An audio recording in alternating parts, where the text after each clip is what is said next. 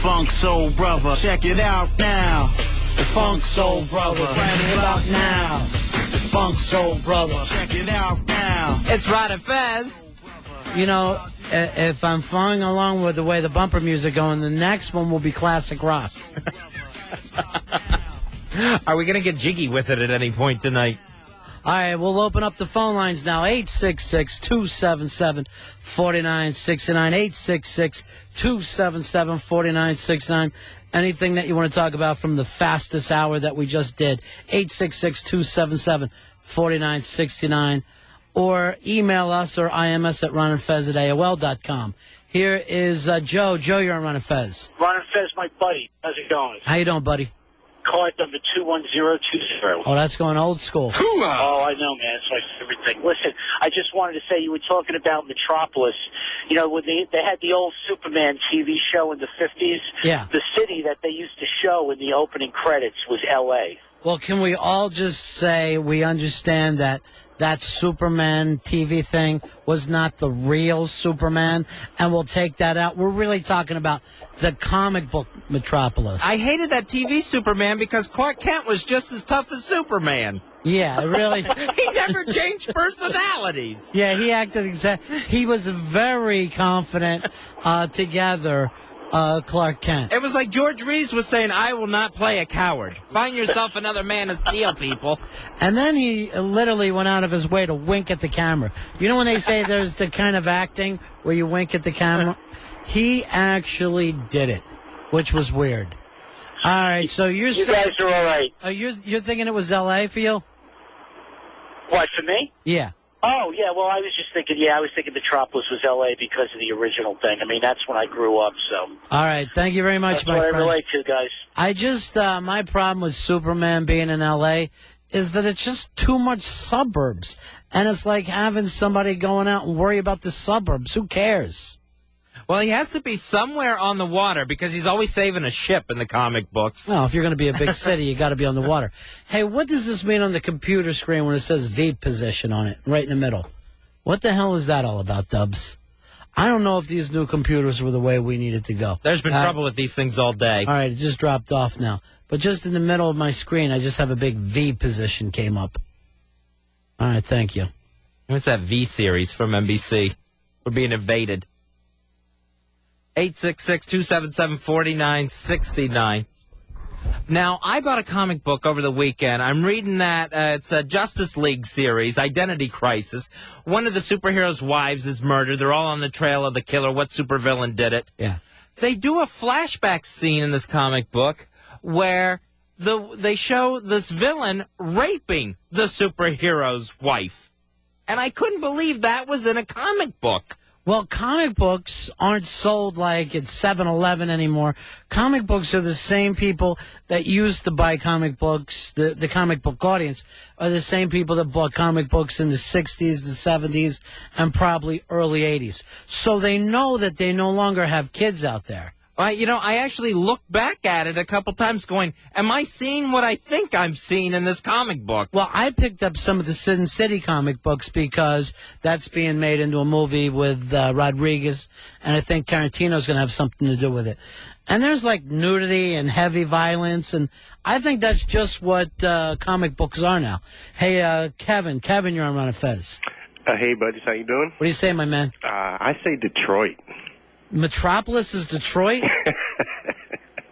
Nice and dark, and it's a heavy town. Well, Fez's, your feeling was that Metropolis was a lot more sunnier than Gotham City. Yeah, it was a more modern buildings, a bright, shiny city. Yeah.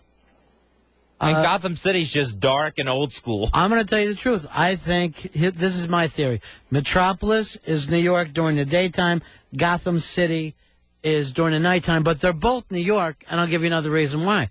The comic book things used to be based in New York, and the guys would go outside and kind of draw the buildings that they saw. I mean, obviously, both of them are made-up cities, but they're both based on New York. Hey, Clarence, you're on Ron and Fez. Hey, guys. Yeah. Hey, I say it's Chicago. Chi-Town, the Windy City? Yeah. Here's why I don't think so. It's the second city. Why would Superman want to be working in the second city? He'd want to be in the big town. Yeah, you think that, but Metropolis in the comics is in the Midwest, and that's like the only real city in the Midwest. And it does have a seaport. Not really a seaport, it's on the lakes, but Yeah, the big ships do come in there. Yeah, big ships definitely come in. To me, it's like the difference between the Cubs and the Yankees. If you want to be Superman, Superman is the Yankees. So it's near Smallville, which they actually say is in Kansas. It's the one real thing we get. Well, it's a quick flight from there. That's all. Here's John. John, you're on Fez. Hey, John. Hey. Hey, buddy. On Fez. Yeah. You guys rock. Yeah, we do. What you got, buddy? V pause. V position. Your vertical position on your monitor. All right, so why would that pop up in the middle of this? Did you just turn your monitor on? No, it's been on for forever. Are we going to switch this over so I could use the other computer anyway, so I could use this for call screening dubs? Yeah, we're going to. No engineers have been here to move these cords so get them closer. It's 7 days now. It's 7 days since Fez and I have been back from vacation. How can you put in a new system and then not have anyone around in case something screws up? Where have they been all this time? I don't know. I go looking for them during the day, and I can't find one of them. Are you looking in the station or just down the street? Well, I think I'd have a better chance finding them down the street. I'm going to tell you right now, you know who would have got this taken care of immediately? People call me Wonder Boy. That's right, Wonder Boy. Yes, he was. Boy, he was good. Oh, he was the best. On his game. Oh, he was better than good. He was good. Scott, you're on Fez. Hey, Scott. Hey, how's it going, fellas? Good, buddy. Big fan of you guys. Yeah, thank you, my friend. Listen, Superman lives in Metropolis, but it's based on Chicago. Chi-Town, the Windy City? Yeah. If you ever City with the big shoulders? Comics. A toddling town? Yeah, that's it. The hog butcher to the world? The second city? Home of Superman. Chicken in a car won't go? Chicago? I'm not buying it, Fez. I'm not buying it for a second. Hey, Patrick, you're on Fez. Oh, Ron, Fez, long time no hear. How are you, my friend? I'm terrific. I heard you guys on the radio tonight. Oh, sounds great. Thank you.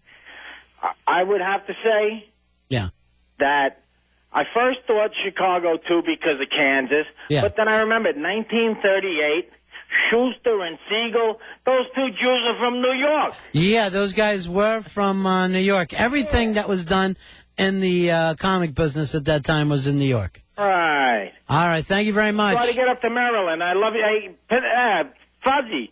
Yeah, buddy. I'm down by Gandy Boulevard now. It's almost as beautiful as you said. Pinellas Park Beach.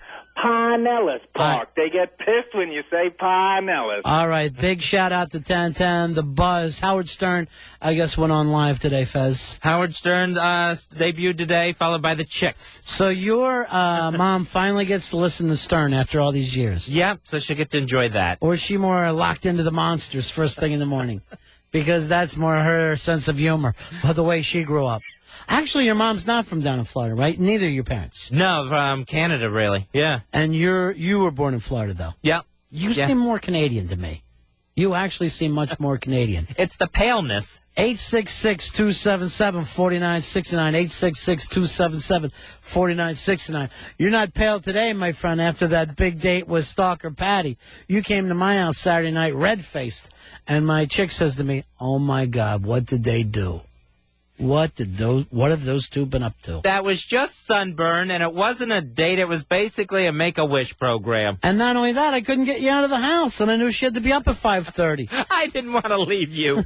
Other people were talking to her. She was the same way. She didn't want to get out. And I'm like, hey, I know you got an early day. We'll set the alarm. What's the big deal? Here's Jamie. You're on Ron and Fez. Hey, guys. Go ahead. Okay. If Superman is supposed to be in the Midwest, why is it they use the bank in Providence, Rhode Island, known as the In Bank, for the Daily Planet? So it's got to be an East Coast thing. Why couldn't they find this building, a great building, for instance, in Chicago? Yeah, it's not like they don't have banks in Chicago, Fez. See, so I negate anything anyone has said about Chicago based on that argument. I'll also say this. Fez, for being a comic book fan, knows very little about comic books, I found out as we're going along. By the way, Fez, here's an update for you. I know you're an X-Men fan. This singer that you're so happy taking over Superman, this means that he won't be able to do X-Men 3. Well, I'd rather X-Men 3 get put on the back burner and Superman finally get done. You really ready for a Superman film, huh? I am waiting for this one. So it's been like, what, 20 years since the last one? Yeah, it's got to be since Superman 4, The Quest for Peace. Here is, so bizarre. Here's Alex. Alex, you're on Fez. Hi, Ron. Yeah. I happen to know that Siegel and Schuster, the guys who created Superman, they're from Cleveland. And they based Metropolis initially on Cleveland. Come on. On Cleveland? Think for a second. Why would a Superman, a super being, stay in Cleveland? First of all, I think he would have been able to clean up that little town in like a weekend and then move on to New York, where he was going to struggle a little bit. At least with the Marvel comics, they use real cities, I think. How come no one brings up Philly and says to themselves, hey, maybe Philly was where he was at, because Superman or Clark Kent never ate a cheesesteak. Here is Kyle. Kyle, you're on Fez. Hey, guys. Just wanted to point out, actually, the creators of Superman, and you should feel warm and fezzy about this, are from Toronto, not Cleveland.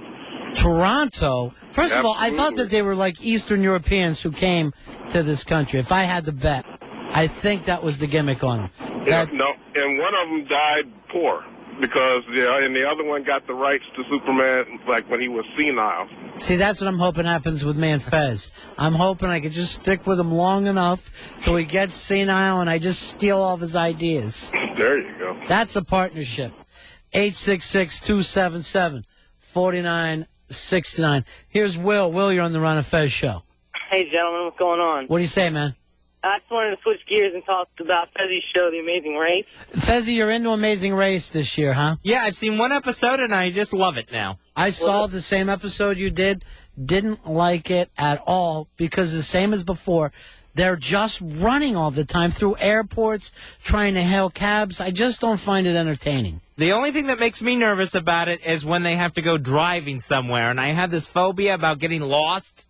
And when I see them, like, trying to decipher foreign road signs, that part makes me more nervous than any sort of stunt. You know, I found that out about you not too long ago, that you get a little panic-stricken if you're lost. Yeah, I get really, really nervous and upset if I don't know where I'm going. Now, is that one of the reasons why you don't like to take, like, long car trips and stuff? I know that you go through the whole weird deal of looking it up online and trying to know the exact things, and you're always mad because those things never work out exactly. Yeah, I always go online and get written direction or printed out directions and then a map to go along with it. Because I get, I get nervous if, like, the directions are there and you're supposed to turn left in, like, 0.5 miles and I don't see it right away. Don't you ever like to go out and just drive in the country or around a strange city and just drive around and look at things, or would that be just nerve-wracking for you? That's too nerve-wracking. Wow. Because I wouldn't be able to concentrate on what I was looking at the time. Yeah. I'd be thinking about, all right, can I follow the trail of breadcrumbs back? Can I find my way back home? So you always like to know the exact, that's why you always have the same exact stores and restaurants and stuff that you do? Yeah, I know exactly where I'm going. See, a lot of weekends I'll just go out and cruise. I should show you in my car right now. I've got a folder between the seats full of maps and directions to different places that now I know where I'm going, but I still keep them there. I remember one night when we moved, you were nervous about some lost thing. Yeah, I had to go to the UPS store. Right. Not the UPS store, but the UPS, because they tried to deliver a package to me. I wasn't home, and it went back to the plant or whatever you call it. And then and I was meeting at your house. We were going to watch TV or something. Oh, that was the night I got lost going for pizza. Yeah, and you came back like a nut. And I'm like, whatever, I'm not even that hungry. Yeah, I was like, oh. So that's part of your whole phobic thing. Yeah, that scares me to no end. And then I try, if I don't know the street signs, then I'm trying to figure out which way is west by the sun. Like, that's going to help me. Yeah, but everybody does that. And you're just lost for a little while, and you're in America. It's not that you can be lost. You're going to come across the major road before you know it. I feel like Buffy and Jody lost in Spain when I can't find my way around according to directions. All right, that's interesting. We got to work on that one. All right, well, what did you want to talk about? We got into another one of Fez's phobias. That's really just coming to light for me. Because that night, I didn't even know what he was so upset about. I hit the odometer, at 0 when I start out because I know how many miles it should be before I start seeing either landmarks or the place where I'm going. Yeah.